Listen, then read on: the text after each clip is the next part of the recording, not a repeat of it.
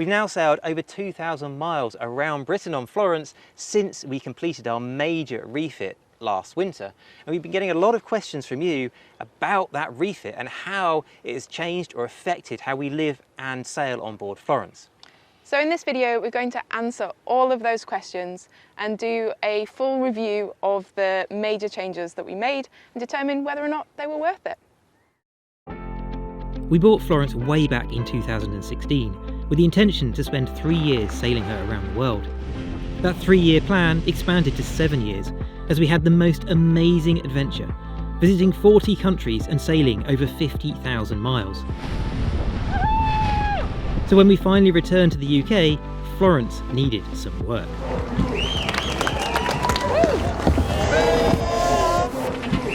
With a clear idea of what we wanted to improve from our experience, we moved Florence into a shed and set ourselves an ambitious jobs list to upgrade her for many more years of liveaboard sailing. Doing all of that work ourselves in a short 8-month time frame nearly broke us. But at the end of it all, we hoped Florence would be ready to take on more adventures, sailing to anywhere in the world. Of all the things that we did in the refit, there are 2 major changes that have been complete game changers in how we sail and live on board Florence. And the first of those is putting our staysail on a furler. Now what we had here before was a removable wire stay that we then had a hank-on staysail attached, and we also hanked on our storm jib here as well. But that meant that we had to come outside of the cockpit to use the staysail to put it up or take it down.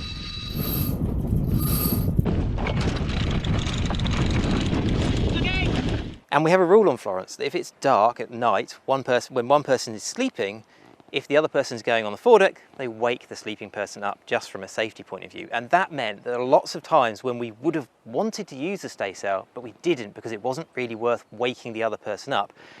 And also the fact that we had to come up on the foredeck to use it, when it got really windy, we were kind of reluctant to do that. So a lot of times we'd still be sailing with a part-furled genoa when really we'd have been much better off on the staysail, but we didn't want to come up here and put the staysail up just because of the safety. But now we've got it on a furler, we use it so much more. It's just a pull of a string, we can pull it out or pull it back in and swap sails so easily that we just do it all from the cockpit all of the time. And we've got so much more use out of our staysail this season than we ever would have done before. So down here we've got a Profurl NEX 2.5, which is a continuous line furling system. You normally see these used on race boats and on cruising boats with things like Code Zeros out the front, but it's a bit rarer to see one used on a staysail on a cruising boat. Normally here you would have a solid fixed luff foil, much like we have on our genoa. But what we really liked about our old system was that we could actually move our staysail stay out of the way when we wanted to tack upwind with our genoa.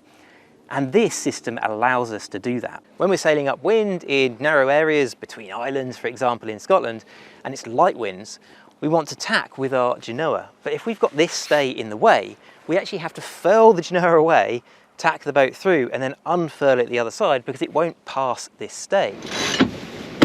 Here is an example of that process. Tacking with the genoa when the staysail is blocking its route across the foredeck. First we have to furl the genoa and then tack with the mainsail only.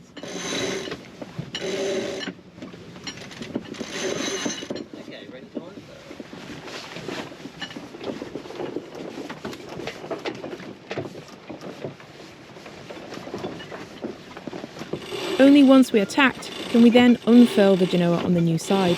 This takes a lot more time and work.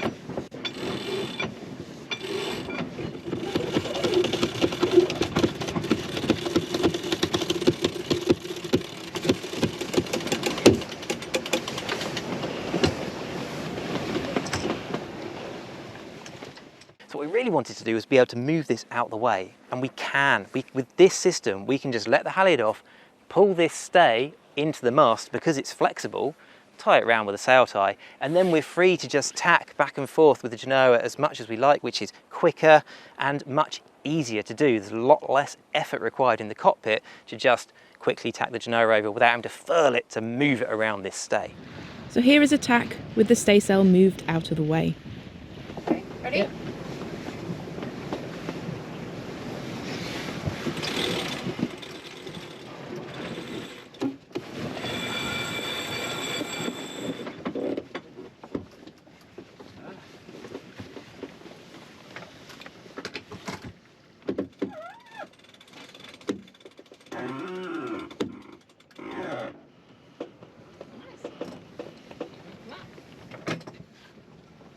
So we essentially have two different furling systems on the boat. This is the normal one you'd see on a cruising boat with a luff foil, and this is fixed. But the advantage of this one is that we can sail with the sail part furled. When it gets windy, we can just furl it as much as we want, make the sail just down to the right size, and then it's actually okay to sail with like that. Whereas this one, because it doesn't have that luff foil up the front, it's just got a torsion rope, a flexible torsion rope instead. This one is either all or nothing. You've either got the whole staysail or no staysail. But that's okay, because we can then change down to a storm jib on this really easily when it gets even windier. We think we've got the best of both worlds now. You may have noticed that although I'm saying staysail, our staysail is white and this one is orange. This is in fact our storm jib, which we use on the same furling system. And the reason we've got this one here to show you today is because we do have a problem with our staysail. You may have noticed in the previous videos that one of the crimps failed on the bottom where it connects onto the furling system.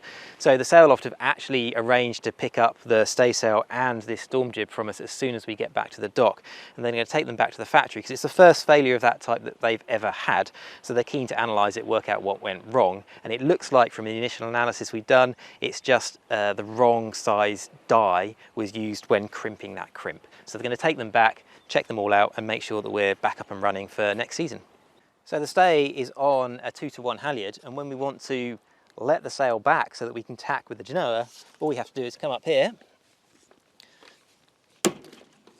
and let it back. Simply pull that back,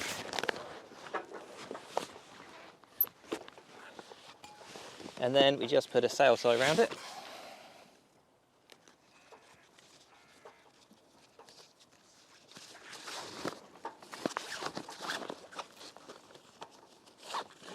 And now we can tack back and forth with the genoa, and the inner stay is out of the way. And then to put it back up, it's simply reverse the process, undo the sail tie, tighten up in the halyard, and we can use it again.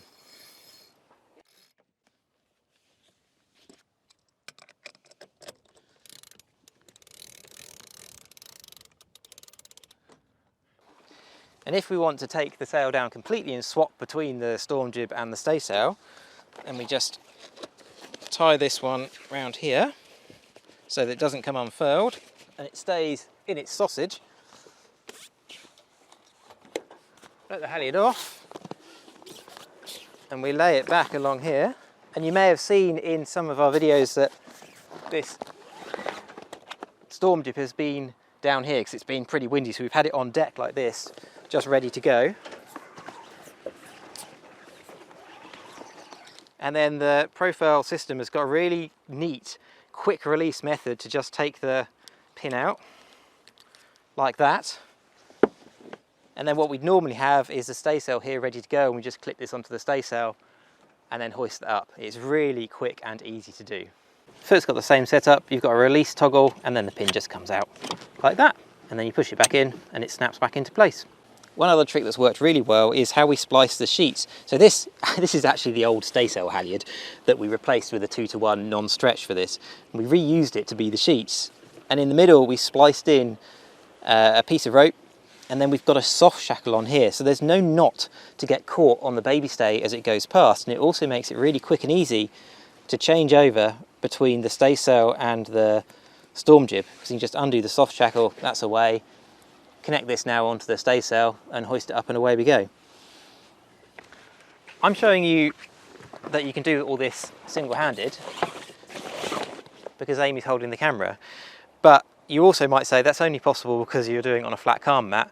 True, but we have actually done this a couple of times when we really have been bouncing around out at sea between the two of us, and it really is easy between two people. It'd probably be a little bit challenging on your own out at sea, but I'm sure all those guys on the round the world race are doing this all the time. So to use the furler, we've got this continuous line, which is just splice the two ends together. And this runs all the way down the side of the deck to a cleat at the back on the opposite side to the one that controls the Genoa furler. So the line comes to a cleat here and then goes back to a bungee, just keeps a little bit of tension on it. Now this is something that I possibly would like to change because when we're heeling over, it can be a little bit difficult to get to this cleat to pull on the rope. I find myself actually standing over here to pull on it rather than being sat in the cockpit. Ideally, it would come from the clutches either side of the companionway hatch, so you could look at what you're doing and pull it. And some boats do have it like that, routed up and over the coach roof. It's difficult for us to do that because of where the dinghy is, and we haven't really got any extra holes to get through in underneath the spray hood. But this is something I'm going to try and work out, do it a little bit of a better routing over the winter, just so that we can use it from being more safely inside the cockpit. When we're in the yard, we also added an extra genoa car and these double foot blocks here so that we can have both of the sheets running through all the time, whereas before we only had one, so we had to swap them each time when we wanted to change sails. And also we've got the ones with these clutches on, which although you can't use this clutch when you're sailing because it won't hold the full load, it's really just there to hold the lazy sheet out of the way. And these have worked absolutely brilliantly. This has been a massive game changer in how we sail Florence. We are incredibly happy with it. I think having 2 furling head sails is an absolute must for a cruising boat. It's the top of our list if we're ever looking or dreaming about having another boat. But having the inner one on a torsion rope so that we can pull it back to the mast and still tack with the full genoa, I think is just the icing on top of the cake. It's the absolute perfect setup. The only thing we do slightly differently, other than the routing of the furling line, is we possibly got the size of the staysail a little bit wrong. We could do with it being a little bit smaller just so we can use it further up the wind range and use the genoa a little bit more furled at the lower end of the wind range. But other than that, it's awesome. Absolutely zero regrets about making this change. So one of the other major changes that we've made on deck was to our deck grip itself. And we used to have Treadmaster, but that was original to Florence, so 1985, and it was peeling off. So we stripped all of that off and repainted her decks with a KiwiGrip deck grip.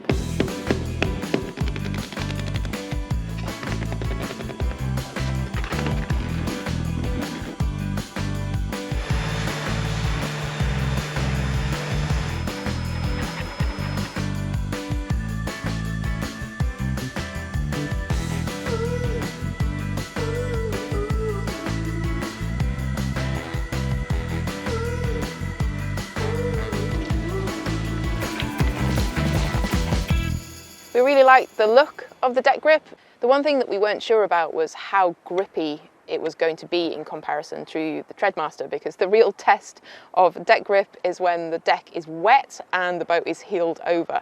And we've done a lot of that on the Round Britain, and I have to say that neither of us have ever felt like we're going to slip. We felt very secure on deck, but for most of the season we have been either wearing shoes or boots when we're sailing, and that has really helped us to feel more secure on the deck. On the few times that we have been barefoot, it has been much more comfortable than the Treadmaster used to be, and it's definitely more comfortable to sit on. But the one thing to bear in mind is that when we are barefoot and the deck is wet, it tends to have a slightly slimy feel to it, which doesn't, although we've never slipped, it just doesn't feel quite as secure. So the deck grip has only had one season of use, and it's yet to go through a winter, which might cause possibly a bit more freeze thaw, but it's holding up pretty well. You can see there's a couple of patches, these are the worst bits on the deck where the paint has just come off, and interestingly I can't pick any more off with my nails, and this is potentially quite easy to patch up, so I'm not too worried about that. I was really worried about how the dirt would get ingrained into the grip and how difficult the decks were going to be to clean, but that's not really been a problem. As soon as we got out of the dirty yard, the rain just seems to wash the decks off most of the time, or the salt spray, and yeah, we've been able to concentrate on sailing rather than cleaning, which is always nice. If you've watched our videos sailing around the world, you'll be used to seeing this piece of wood waggling around at the back of the boat, which is actually part of our self-steering, steering Florence across the oceans. But this season, this has been missing. And it's not because it's broken, it still works perfectly, but this is quite difficult to set up, or time-consuming to set up, and the boat wanders a little bit when it's using it. Brilliant, because it doesn't use any power.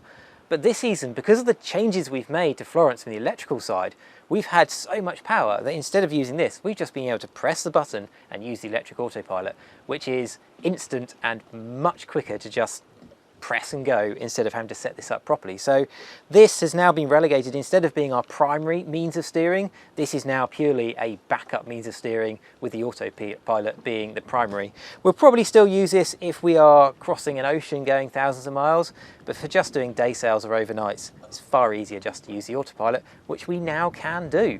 As part of last year's electrical upgrade, we replaced all of our old instruments with a brand new set of B&G instruments, and I've really been enjoying using these. I just love the fact that we now have touchscreen on our chart plotter as well as the regular function buttons, and the thing that I really like is just how easy it is to access information. So in particular, sailing around Britain, we've had a lot more tidal planning to do, and it's just so simple now that we can just touch a button and we've instantly got the tidal information. We can see how the tide's going to drop or rise over the next few days, and we can easily set the right amount of anchor chain or make sure that we're not going to touch the bottom.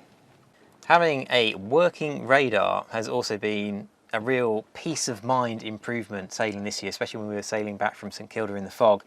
This one's actually got 2 scanners in it, so you can set it to be looking at 2 different distances, and it even has the AIS targets popping up on the radar overlay, which is really handy having it all on one screen. But my absolute favourite new feature, which I really love, is the wind plot. So this is displaying a graph of the wind direction and the wind speed over time. We've got it set to record over an hour. So when you come on watch, you can just take a glance at this and you can see how the wind is trending. Is it shifting more one way? Is it increasing? Is it decreasing? Is it really gusty, or is it fairly steady? Without having to ask the other person or even keep an eye on it when you're in an anchorage down below. You can just leave this running and just glance at it and see what the trends are. I find this really useful, and this screen is pretty much always up when we're sailing, and also most of the time when we're at anchor. These are multi-function displays, so you can display anything of the information that's on the system on any one of these. You just page through. And we went down from 5 instruments across here to 3 when we changed to the B&G kit, because you can page through it. Which is fine, because you can display lots of information on any one screen, but there's so much more information available that it'd be nice to have an extra screen up here just to display more information, but you probably spend too much time then looking at the instruments rather than looking over the side. We do have another one of these down below, so that when we're in the anchorage and we get that really big gust and you want to see how much it was, you can just glance across towards a chart table instead of having to poke your head up on deck. One of the major upgrades that we made to Florence was fitting both insulation and a new diesel heater. And this is the control panel for our diesel heater. The heater itself is located right at the back of the boat in our lazarette. And this control panel works very much like the control panel of a central heating system in a house, in that we've got the ability to set a timer, we've got the ability to set temperature mode or a power mode, depending on the situation. And at the moment we are absolutely loving being able to set a timer, because it means that we can have the heating running for an hour in the morning before we even get up, and it just brings up the temperature of the boat nicely to start the day. And in the UK winter, we are using this on a very regular basis. It's probably on at the moment, dependent on the temperature outside, about 3 times in the day. But we find that it takes generally about an hour to heat the boat up nicely, and then we'll just kind of top that up during the day. In the summer, the lowest temperature we saw was when we were in Shetland. It got down to 9 degrees in the summer, and so we were running this occasionally, but it's definitely been having much more of a test over the last few months, and it's worked absolutely faultlessly. We're really glad that we fitted this heater, and are going to obviously continue using it next year when we go to even colder climates. The only thing that we would change is the location of where we put our control panel, because at the moment we've got it towards the back of the boat. The heating ducting runs through this cupboard, and there's also a heater outlet just by my feet. And so the temperature that it's reading on here is higher than the temperature in the rest of the boat. But that's a small change really. Definitely no regrets about fitting this heater. So in terms of the insulation, it's very hard to give a direct comparison, because this is the first UK winter that we've ever lived on board Florence, but we have been able to see a huge difference. And that's due to the amount of condensation that has or hasn't been forming. So before we left for sailing over the summer, there were a couple of cupboards here in the galley that we didn't get round to insulating. And these cupboards have had a huge amount of condensation forming. So tins that I stored in here would very, very quickly become rusty, whereas the cupboards that we have insulated, those tins remained completely dry even for the whole 5-month trip. So we think it's made such a difference that we're actually now finally getting around to insulating these cupboards in the hope that it will bring down condensation, because the condensation really is the biggest problem to deal with versus the heat of the boat. So now let's move on to the upgrade that has made the biggest difference to our lives on board Florence. But to do that, we need to dig underneath all of the stuff that we have stored on the quarter berth to what is underneath.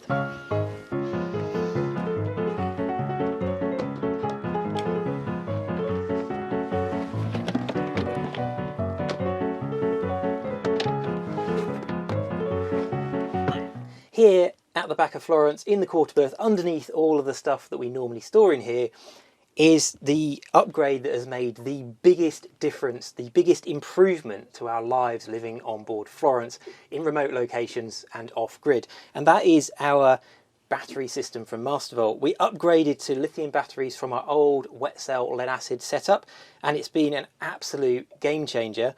I mean, first of all, a minor point is that we haven't had to move all of the stuff out of the quarter berth multiple times throughout the season because we haven't had to water these batteries. These don't require any maintenance, unlike our old wet cell lead acid batteries. But also the amount of power that we're able to store from the sun in these, from the solar, has just meant that we just do not worry about power on board at all, whereas I always used to be checking how much power we had left multiple times a day. So we've got a 460 amp hour battery bank. You don't really use all of that because lithium batteries don't like going down below 20%, and in order to look after them, ideally you don't charge them above 80%. But we've got the control system, the Mastervolt control system on board, which just deals with all of that for us. It turns off the charge inputs whenever we get up to 80%, and it will turn things off and warn us if we get down below or get down towards 20%. So it's been a really much easier way to deal with power. Just haven't had to really deal with it at all. It's just been automatic and we haven't had to worry about it. Up on the bimney at the back of Florence, we've also upgraded our solar array from 250 watts to 400 watts. And it's not just the size of the solar array, it's also because these lithium batteries will accept charge more readily that we have been able to harvest so much more power from the sun. So much so, in fact, that we're actually running an electric kettle on board for all our cups of tea and coffee that we have lots of when we're up in cold places. And that means that we just save on gas because it's a little bit more difficult to find somewhere to replace a gas bottle. So that's how we charge it from the sun. We've also got 2 battery-to-battery chargers here, which are linked up to our alternator, so when we are motoring places we can charge the batteries really hard. So these are set to 30 amps each, so we've got 60 amps going into the batteries whenever we're motoring anywhere. We can up that a little bit because we've got a 100 amp alternator, but I've just intentionally backed that off just so we're not over stressing the alternator, because we found that that's actually plenty. We get so much power from the sun that we actually don't need the alternator charging quite so much. When we're heading up into the Arctic next year and the angle of the sun is a lot lower, we may find that I need to up that a little bit on these so that we get a little bit more charge out of the alternator when we're motoring. The other great thing about having these 2 battery-to-battery chargers is that if we're motoring for a long time, we can just switch one off, which really saves load on the alternator if we're motoring for a long time and we know that one of them will charge it up fully by itself. Although the solar power was great during the summer and the spring and the autumn, now we're in winter, the angle of the sun here in the UK is so much lower that we're not getting a lot of power from those solar panels, possibly because we don't have them on brackets that we can lift up and angle them towards the sun. But we do have a shore power charger which allows us to put 60 amps into the batteries when we're connected in a marina. And that's great because we can, even if the batteries are empty, we can fully charge them overnight in a marina. So do we have any regrets about the refit? The results have certainly made a dramatic improvement to Florence, and despite the fact that Florence is 40 years old this year, in some respects it feels like we are sailing an entirely new boat with her brand new instruments and power systems. But it's not just the electronics on board. The new steering pedestal has made the steering so much smoother. The new deck grip, all the gel coat repairs we did, and the new windows have just really improved her looks. And the new Staysail, being able to just unfurl and furl that from the cockpit, has made sailing her an absolute dream. I think our only regret about the refit is the way that we went about it. We tried to do too much of the work ourselves, and we tried to fit it into far too much of a short time frame. We'd have been much better off spending 1 year at least to do the work that we did. But then that would have meant that we missed out on this year sailing around Britain. So you can't do everything. So now that we've told you how fantastic Florence is, we're going to leave her for a little while. The next video will be the start of a new adventure for us, sailing across the Atlantic on a very different boat to Florence. But don't worry, we'll be back on Florence later in the year as we set sail up to the Arctic. Continuing our voyage on Florence would not be possible without the support of our patrons. Thank you to all of you, and especially to our star patrons. For extra updates in between these bi-weekly videos, and to find out what we're up to in real time, head over to Patreon and join the crew. Of course, don't forget to subscribe to make sure that you don't miss the next episode here on YouTube.